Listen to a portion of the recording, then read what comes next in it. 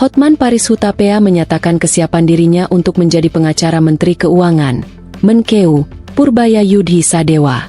Hal itu diungkapkannya untuk mendukung langkah mantan Ketua Dewan Komisioner Lembaga Penjamin Simpanan tersebut. Melalui akun Instagram resminya, Hotman Paris Official, Hotman mula-mula menyoroti fenomena kepopuleran Purbaya lantaran kerap disorot media. Bahkan, aktivitas apapun yang dilakukan bendahara negara itu selalu viral alias trending di sejumlah platform media sosial. Bahkan kau telah mengalahkan kepopuleran Hotman Paris yang followersnya hampir 10 juta. Siapa sih kamu sebenarnya? Tutur Hotman dalam unggahan videonya, Minggu, 2 November 2025. Teranyar, kata Hotman, aktivitas Purbaya yang meningkatkan kepopulerannya yakni soal penindakan terhadap impor pakaian bekas. Dia pun memuji tindakan Purbaya itu.